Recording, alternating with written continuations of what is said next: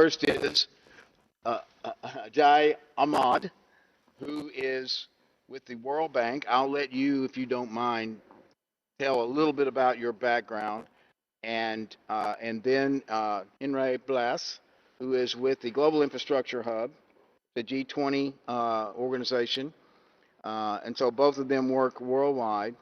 And it's a real pleasure to have both of you. So if you would introduce yourself first, and if you would do that, then Henry, and then I'll give a brief introduction, and we'll get going. Great. Thanks, David. So, good morning, everyone. My name is Aijaz Ahmad. I'm currently the practice manager acting for the PPP group at the World Bank. I'm based in Nairobi. Uh, my background is in public-private partnerships. It's something that I've been involved in for the last 30 years. Uh, Earlier, we used to, you know, have everything under the umbrella of privatization. I have been the client of the bank. I've been the client of the bank twice. Once in my own country, Pakistan, and once I was actually running the PPP program in South Africa, which was very unique for me. So I've been the client of the bank. I've been in the bank off and on since 1996. So happy to be here with a lot of familiar faces. Thank you. Great, thank you. Henry?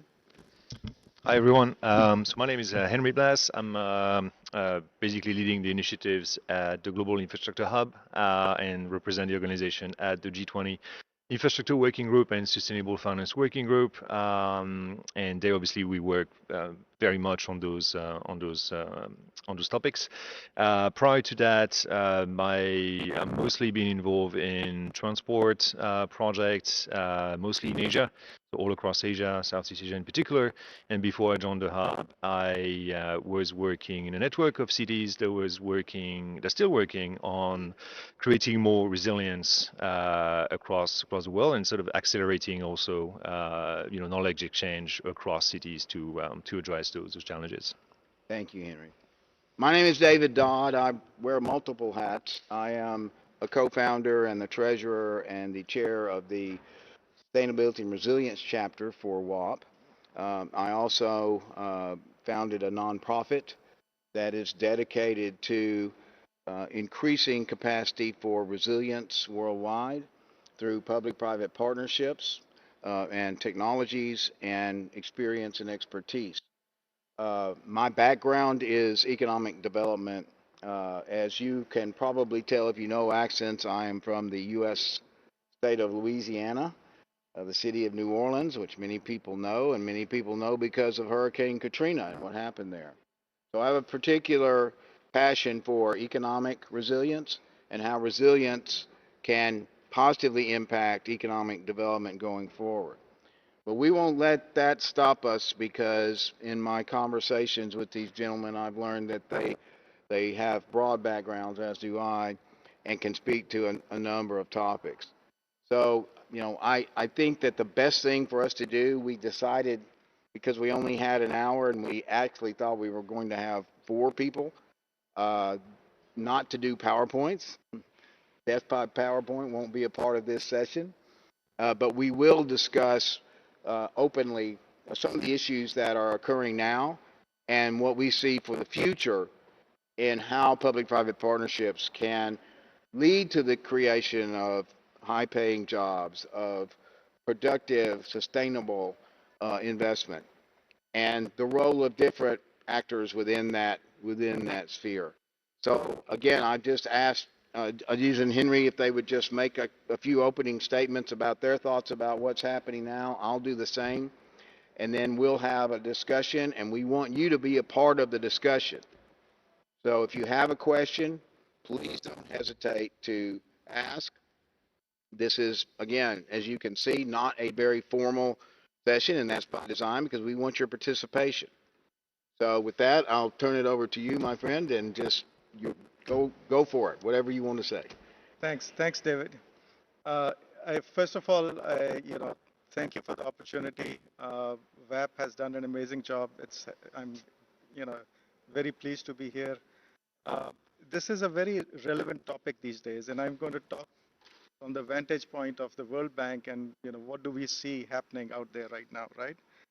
Um, so, we are struggling, with our client countries, we're struggling with multiple challenges, right? Climate change, debt, is out of control. There's sticky inflation. There are very high interest rates. Uh, Currencies are depreciating. There is conflict, food insecurity, and all. So, in these circumstances, it's a small, almost like a catch-22 situation. You need some kind of stimulus. You need economic growth, but the macroeconomic environments in many countries are challenging. Um, we do have academic research over 4 decades, which shows that there is a very clear link between infrastructure investments and economic growth. It helps you meet development objectives, increased output and productivity, reduced poverty and inequality, improved labor markets, human capital development, trade and competitiveness.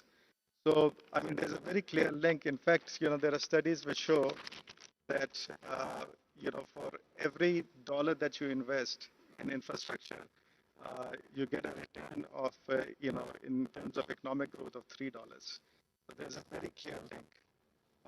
Also, when we talk about the additional net benefit of building resilient infrastructure in low to middle income countries, the benefit is $4 to every $1 that's invested. So, I mean, take the example of Philippines, right? In Philippines, the annual loss from the typhoons is about 1.2% of GDP. Hmm. And if they don't fix things, if everything remains the same, it's going to be 7.6% loss of GDP by 2030. So, these are big numbers. And overall, the investment needs are high, right? I mean, to start with. We need, just for basic infrastructure, we need about, countries to invest about 4.5% of the GDP annually. Now, on top of that, if you bring in, climate change cost, conflict, and, mitigation from pandemics, you need about $2.4 trillion a year of investment in infrastructure. So the numbers are huge. So we do need to change our playbook, right? Um, Now, I maybe many of you are aware we have something called the PPI database, which tracks private investment, right? Since 2000, right? So on average in 2021 dollars, there's been investment of about $97 billion a year. Uh, it dipped a lot during the pandemic. It's recovering. It's getting back to the normal range of, in the range of $90 billion a year. But obviously, that's not enough, right? I mean, I was talking about large numbers before this. So the challenge now is really to scale up and scale up with urgency, right? Uh, there is the supply side of infrastructure finance, which we all talk about, and sometimes we talk about it a bit too much. I think from the World Bank vantage point, we also see uh, the demand side for infra finance is a big challenge, right? Where is the pipeline of bankable projects? Uh, so so this is really what we've been trying to focus on, starting with we say mainstream to upstream, right? You need to understand what the binding constraints to in investment infrastructure are, whether it's legislative, regulatory, institutional capacity issues. To address those binding constraints, have very strong public investment management programs, right? You need to, make the right investments.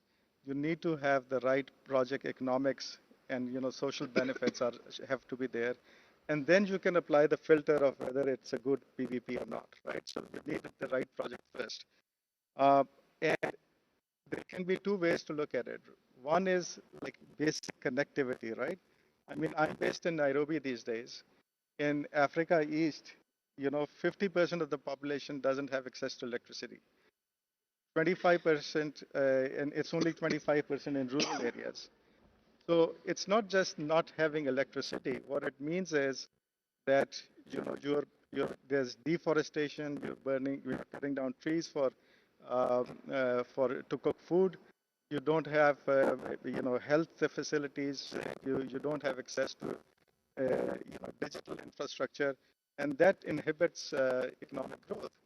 Uh, you don't have refrigeration, so you lose a lot of jobs. So one is basic connectivity. The other is, how do you, when you conceive projects, how do you make those macroeconomic linkages? For example, we're looking at a country in the Middle East, which needs to diversify, from fossil fuels. What are its strengths? I mean, it can really benefit from tourism. It can benefit from agriculture. It can benefit from trade, given its location. So, you can have targeted infrastructure which can, give a boost to these three areas and create economic opportunities, right? So it can be a little targeted. One thing that I would like to say is that, we should stop looking at sectors in silos, right? So it's not just a transport project anymore. If you're going to build a port, the backbone of the port infrastructure is going to be digital, right? You will need reliable electric supply. Don't think of transport in terms of subsectors.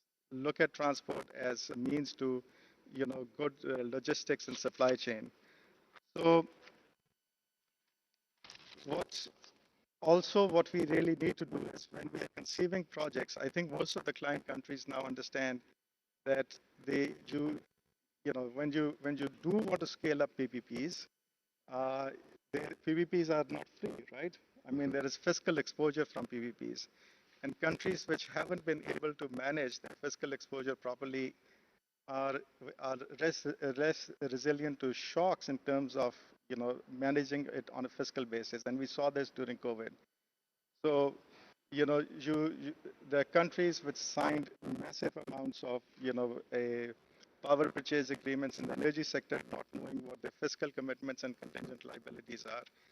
And when, things are not bad, demand goes down, it's something that, you haven't, if you haven't mitigated against, is going to be a problem. And a lot of client countries are sitting probably in this room know that IMF is a bit concerned about this, right? What we are trying to do at the bank is to be a little more innovative with our infrastructure project financing, right? We would want to just create the space for private sector to come in. And my colleague Karin is there, sitting over there in the front row. We are working together with IFC to see how we can use concessional financing from the bank as blended finance to bring in private co-financing. Uh, there is evidence to show that when the multilaterals come in, the size of the project, the scale of the project is much larger, right? Versus just pure private sector investment coming in. Uh, Also, financing is an issue, but on the funding side, right? We need the, sector reforms. We need SOE governance reforms. But most importantly, how do you leverage extra sources of revenue? That's really critical, right? So think about land value capture. Think about commercial value capture, especially in transit kind of infrastructure. Asset recycling. In good times, countries have invested massive amounts of public money in infrastructure, which is now either underutilized or unutilized. So monetize it, recycle it. Um, but more importantly, when you think about infrastructure, this is the key right now. Is, as far as climate considerations, gender, um, and gender, these considerations are now, we are mainstreaming them throughout the project lifecycle, so that you're coming out with projects where there is you're promoting gender equality, you're bringing 100% of the population into the economy, you're creating the demands for climate finance as well, so for ESG investors. There's a lot more to say, but I'll I'll stop here, and I'm sure you guys have a lot to say as well. Thank you, Aijaz. That's great. You set the bar pretty high for you, Oh yeah. Henry. But I know you can I'm not cross going it. to last as long, I think. So I think, I mean, because I mean, the reason why I'm saying that is because actually you already covered, I think, most of the critical points that we're also seeing globally. So I think overall, obviously, we don't develop PPPs ourselves as a global infrastructure hub, but we work very closely with the government of the countries and the MDBs as well. And clearly, what we've seen during COVID is we actually did, I mean, several organizations did studies on exactly the same point, which is infrastructure is still one of the greatest way to recover and to create economic growth. So, investment in infrastructure based on, many meta studies, meta analysis, has been shown to be the best way governments could restart the economy, and that is exactly what we've seen. We actually tracked in partnership with the G20 countries all the investment, all the stimulus investments post-COVID. And those were massive, massive numbers. Actually, the challenge for most of them was to actually disperse those funds.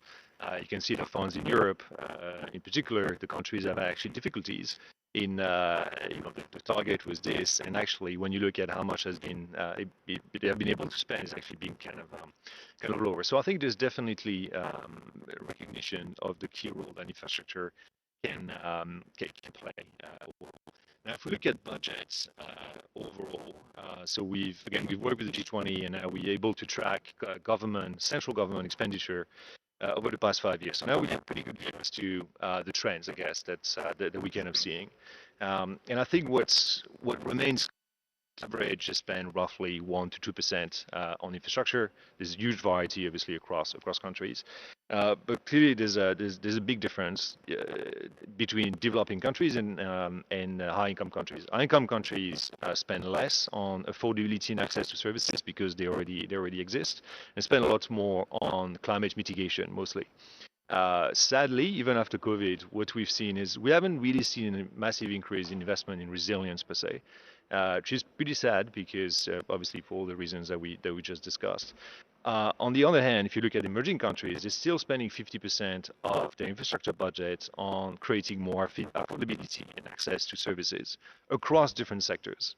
So the way we track is we track sectors, but we also track the objectives that the government is trying to achieve.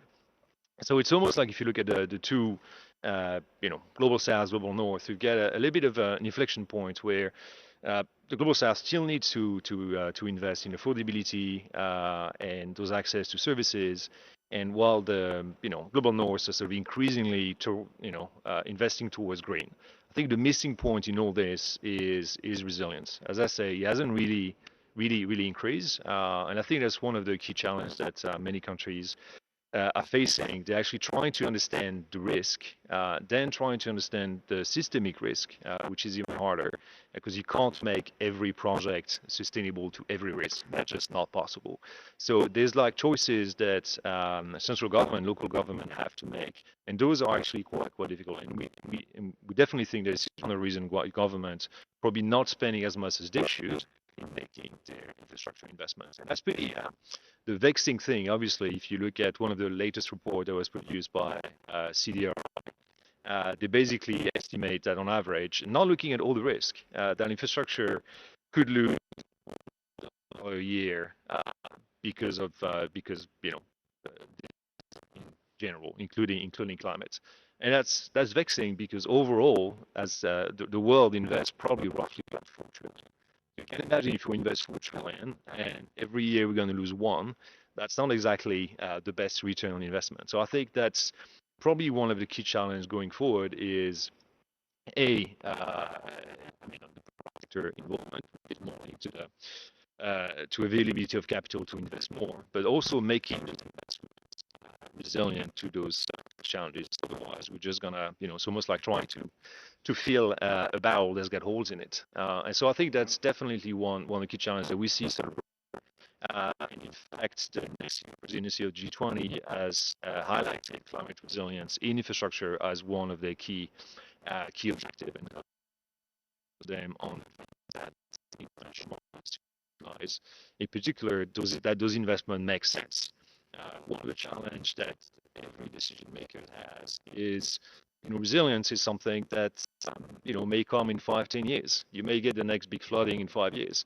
If you look at the political cycles, why would you invest? And the same thing goes for private investors. Why should I in making that asset more resilient if the market doesn't recognize it. There's no label, there's no valuation of that thing. It's almost like investing in something that you're not going to be able to value later on. So I think there's a lot of efforts that needs to happen to make financial markets more uh, aware, first of all, but also creating valuation that will be recognized, so that investing in resilience is not being seen as something that you invest and it's almost like you're losing the money. You actually, what we would like is government and private sector to be able to say, I invest in resilience, and the market recognizes it. So I think that's really something that's sort of being raising. I think on the private side, and I think the PPI database sort of showed that, unfortunately, if you look at it over the past 10 years, it hasn't really grown. If you look at it in real term, private investments in infrastructure, unfortunately, I think, I don't know, we could look at it and say basically we have failed in a way. I think there's still a lot of hope, but we have to recognize that the trend is pretty flat. And in particular for projects, social infrastructure in particular, when it comes to water and social, we have actually seen decrease over time. The only thing that seemed to work really well nowadays is renewables, right? And renewables, obviously, it tick all the boxes, obviously, from a sustainability perspective, but also the scale. I think scale, when it comes to PPP and private investors, is critical. I think the advice that we've seen, not given because we don't give it directly to PP units, but clearly you need scale in order to make your market attractive. I think it's always frustrating when you see a lot of effort being put by PPP unit and others on projects that is going to be very difficult to scale. Because to put together a successful PPP, as you all know, it's a lot of effort. There's a lot of regulation that may need to be changed. And unless you're doing that with a clear pipeline of relatively similar projects, you're going to spend a lot of time for something that the market will still see as risky. And all the recent success that we've seen, whether it's renewables, transport in India, really benefited from that programmatic scale aspect. And so I think that will remain critical in sort of leveraging more private capital for infrastructure. Otherwise, we may still see in the sort of 100 billion ish for low-income country when it comes to private sector investment, which obviously will be very frustrating for everyone here. Great. Thank you, Henry. Have you ever been the last person on a panel and the other two people are speaking and the things they're saying are triggering these explosions in your head because you're thinking of all these numbers and of all these things that you could say? I'm going to simplify my remarks because I want as much time as possible for discussion. Three things came to mind. The first is the fact that only 7% of climate investment worldwide goes toward climate adaptation, resilience. 7%. Now, we all agree that we need to reduce carbon as soon as possible. But, ladies and gentlemen, if we reduce carbon to zero today, the impacts of what has already happened on our climate would resonate for decades. And there are people suffering right now that are not getting the assistance they need. Both of these gentlemen, this is on economic development, and both of them ended up steering toward climate. Well, it's the truth. So the United Nations Environmental Program published a report last year, Too Little, Too Late. Their estimate is by 2050, the gap, the resilience gap, the gap between what is needed for resilient infrastructure and systems and what is being invested will reach $300 billion per year. The third thing is the recognition, and both of you said this, there is a lack of understanding of the market forces behind climate adaptation and a lack of clarity for investors on what is their internal net present value rate of return. Any of you that dealt in finance know that that is the bottom line. What is the net present value based on the risk of something happening in the life of that asset of the investment in resilience based on the probability of something happening and the damages that would be saved if that investment were made in resilience. Now, I was going to give this big spiel about economic development and how it's done in the West and how, the public sector makes the investment up front in infrastructure and systems, and the private sector rewards that, pays that back through increased economic activity and tax revenue. That to me is it's relevant. It's relevant to what we do because that's changing. And the last issue, the August issue of Global Finance magazine, if you don't subscribe to that, any of you in PPPs, any of you in this field should subscribe to that magazine. And it's not I'm not getting anything for this, okay? But they had an article called "The Debt Cloud" in this issue, and it very clearly explains the debt crisis worldwide. And the public sector cannot do this anymore. They can't. So we have to engage the private sector. We have to tap into private capital markets. It's possible. It can be done, but we have to do it. Now, as for the other factors in development, I think both of you did a fantastic job of talking about some of these issues and some of these challenges that we continue to have worldwide. I would say that economies that really work hard to diversify themselves, this is happening in droves right here in the Middle East and North Africa, right here in Abu Dhabi. And it's amazing to see it. And this has to continue, but it has to be also a point of very clear importance for developing nations because they don't often have the capital to do this by themselves. So we need private investment in those developing nations in diversifying their economies. So I hope I haven't yelled too much, but it's time for me to shut up, and it's time for all of you to start asking the questions that hopefully you have for us. Any questions? I'm half blind. I have cataracts that I'm recovering from, so I'll ask my friends here on either side if they see someone hold up their hand to let us know. Any questions? Come on, guys. We didn't give you that much information. You have to want to know something. Wow. Anyone? Ah, Amanda, my friend. Yes. Yes.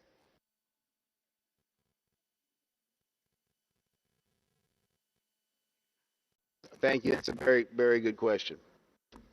Well, so just because of, the reasons that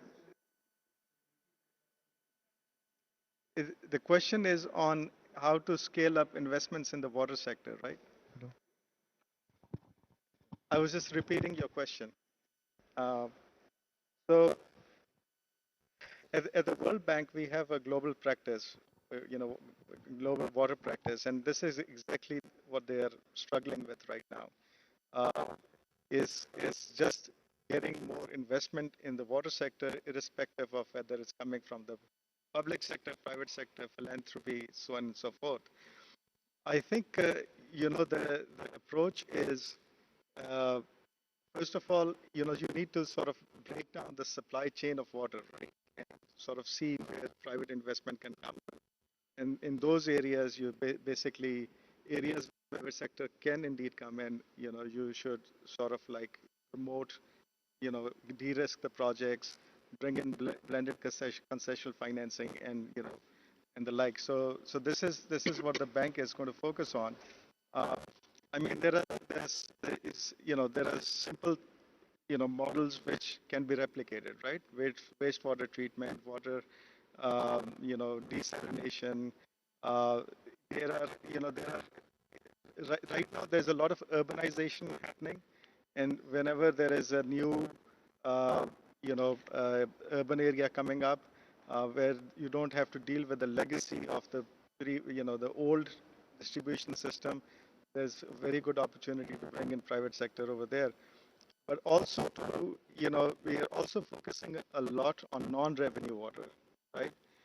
So if you can plug the holes in the system, you're really, reducing the investment requirements that you have, right? So plug the holes in the system, performance-based contracts in non-revenue waters.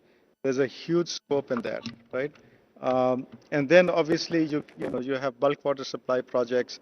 In some cases they do make sense, right? For the private sector to come in. The O&M risk is a little low, but you can have offtake agreements, for urban supply, for agriculture and the like. It's a challenge, right? But we're working very aggressively on that right now. Yeah, I think, I mean, yeah, I'm afraid I won't have the magical answer there. I think, yeah, war in general, I mean, as I say, unfortunately, the trend is not exactly positive. We've actually seen sort of a decrease globally in sort of investment, private investment in water projects. I mean, there's obviously a lot of risk associated with it, partly because it's so essential to development, and so I think optimization of system or starting, by giving a concession or for a new city, I think are probably the perceived as the least risky one. But we've seen that, any place where there was an agreement with the government to expand the system in areas where there was no access has always been quite difficult, because it comes down to enforcement and possibility to actually enforce and to get the funding out. The financing would be okay. I think it's the funding stream and getting users to actually pay for it that usually sort of always is a bit of a challenge. And that, unfortunately, besides sort of providing, guarantees to make sure that the offtake actually, does work, the agreement actually does work. That will remain a challenge, I think. So again, I don't unfortunately have like magical answers, but I think, yeah, there are some successes out there. But yeah, I think there's also private sector is also sort of looking at the places where it didn't work really well. I mean, I've spent a lot of time working in Southeast Asia, and obviously, uh, everyone knows stories of Jakarta. I think, but if you look at Manila, there's some good stories there, and I think you kind of want to replicate those projects. Yeah. Yes.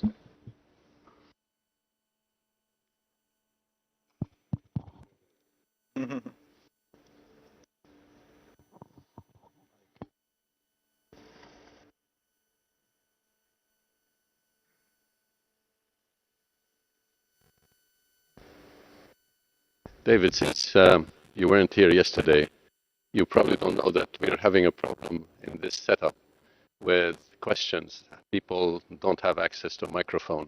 So we're asking people to come up to the podium to ask their question. Perfect. I did not know that. So everybody can hear it still. Right. Well, I have a comment / question. I don't know if it's a question. The World Bank used to publish, and my question is, does it still publish data on what it takes, how much investment it takes to create a job in a particular sector? And I remember in 2014 was the last time I saw this data published. And it was extremely helpful, because in order to see what is the effect of PPP on job creation and therefore on economic development, it's very interesting to take what is the investment in a project going to be and how it is going to impact job creation. So for example, the data used to say for every $10,000, and it's by country. So it says in Jordan, $10,000 creates a job in road construction. In Jordan, $15,000 creates a job in energy. In Panama, X. So I would love to see this data published again, because it would help all of us in the PPP community to be able, especially government agencies and PPP units, to go and say, we are investing in this job, and this is how in this project, and this is how many jobs it's going to create. Question is, the World Bank still publishing that, and I have missed it? Is GI Hub capable of taking on this responsibility if the World Bank is not doing it? I'll let Ziad get back so he has his headphones on.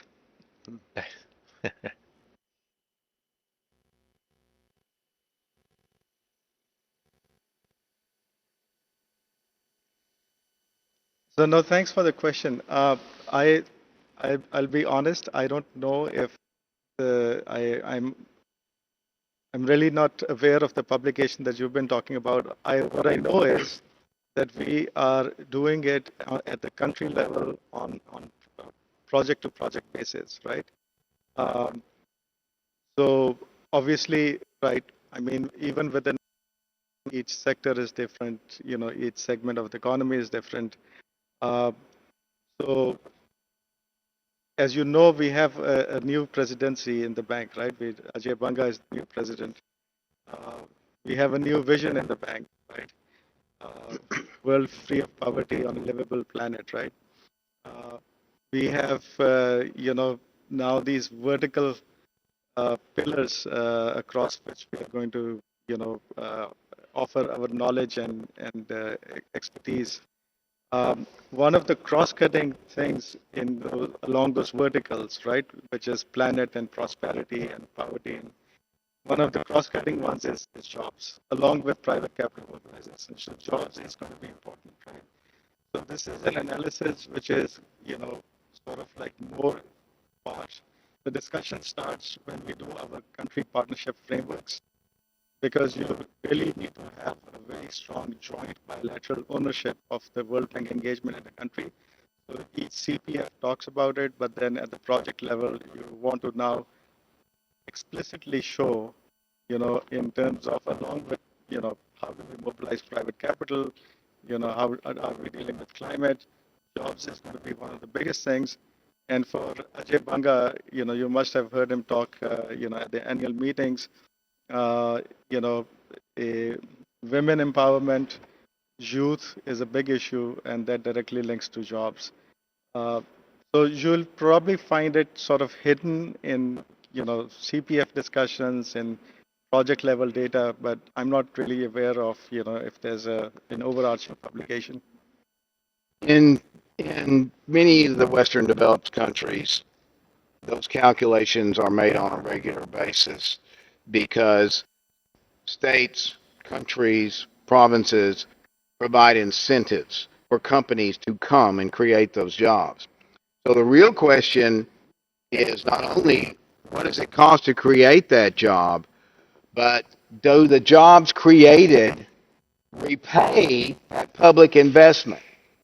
Because if you're creating a job at 25,000 US a year, it's quite different formula than if you're creating one at 100,000 US a year. And this can be extrapolated anywhere to make sure that the public sector making that investment is doing it and that it will provide a return on that investment. It's the same thing as resilience. And I think Amanda's question really spurred this thought that please understand that an investment in resilience is an investment in sustainability. Many of you know David Baxter. He's a key part of our team on WAPPP and also ISRC. And David says it's about future-proofing infrastructure. Because if infrastructure is not resilient, what's going to happen? You're going to spend a ton of resources and you're going to have a significant carbon impact if you have to continue to rebuild that infrastructure because it's not resilient. So that's a bit of an aside, but the core issue of how much does it cost to create a job also must be tied to what does that job do for the economy and the citizens of that place. Henry, anything from you? Um, so I'm happy to sort of follow up. There was a study I think from memory from the IMF back when we were doing the work on what's called now InfoTracker. So we were tracking all the investment in stimulus, and obviously one of the questions we wanted to answer is this one, which is how much, how many jobs can we expect those stimulus to provide? And I know that study didn't have by country, from what I remember. but they had really good insights on the challenges. One of the challenges that they found, in particular, was that green jobs, unfortunately, were, at least in terms of overarching number, especially in the energy sector, didn't seem to quite match just yet what we used to get as a return for conventional power. So as a result, it was not exactly what the result that everyone wanted, but there are some data out there, and I kind of feel like it might be actually a good idea for collaboration next year, because I've talked about one of the Brazil priority for the next G20, which is on resilience. The other one is on poverty, and I think it will make sense to leverage the work that we're doing on tracking government investments and maybe sort of merge that, or sort of aggregate that with some of the data the bank or IMF may have on the number of jobs, so that we have like full picture as to how government are investing and the type of job that they're creating through that investment. So that's a good idea. Yeah. Excellent. Excellent. Thank you, Ziad. Well, yes, I have one more question, and then Amanda is a dear friend of mine, and I don't want to bear her wrath. So after your question, Naresh, we can happily talk after. Henry has to go, but he'll be back.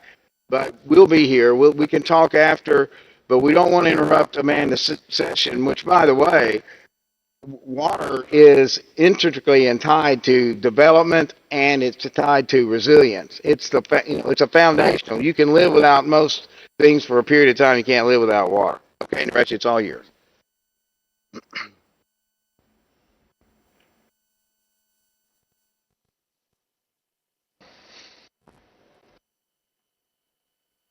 My question is to Aijaz. In a situation like stressed economy, and if we take the case of Sri Lanka or any such, the two things happen. One is the stock market also, capital markets crash, sentiment also goes down. So it's virtually impossible to raise any funds locally. And then the multilateral institutions come in for support. Now, they have the external funding coming in has its own issues. One of them is foreign currency risk. But at the same time, to resuscitate, there is a one of the proven route is resuscitating the capital markets and helping the regional funds invest into that country. Now, is World Bank playing any role in helping out developing the capital markets and the raising of regional funds for distressed economies? So we are definitely involved. I will not be able to do justice to this question because that's not my practice group. I am more on the PPPs and project finance side. Capital markets is linked to this, but obviously, we've, our, colleagues in, financial, uh,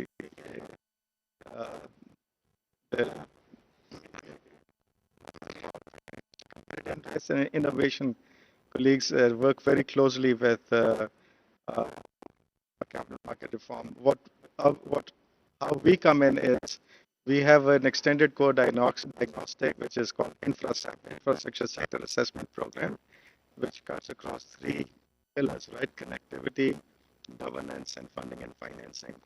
So in the funding and financing side, we do look at capital markets, uh, and we, especially in distressed economies, we have been looking at creating sort of like ring-fenced funds where we can bring in crowd and private investment. But for capital market reforms, it's a challenge.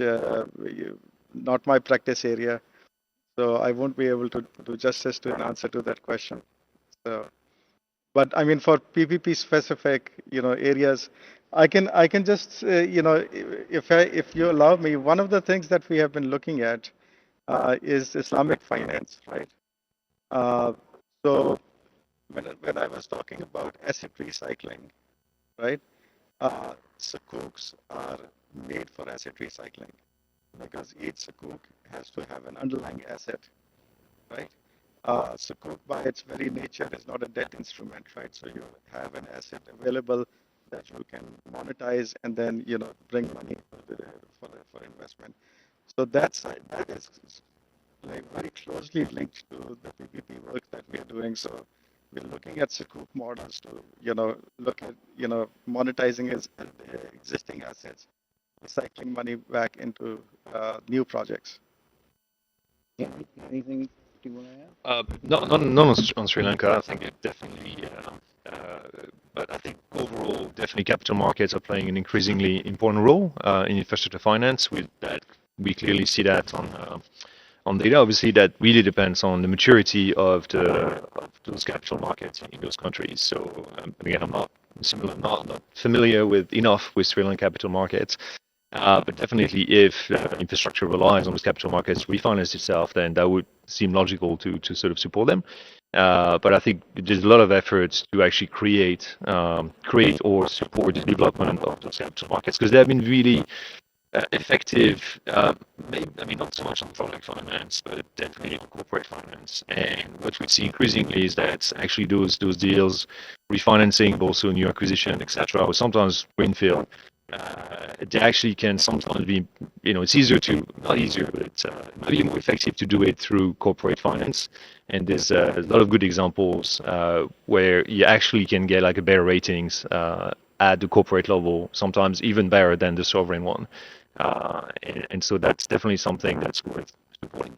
But again, in the particular case of Sri Lanka, I'm in the same position. I won't be able to comment. Yeah. Okay.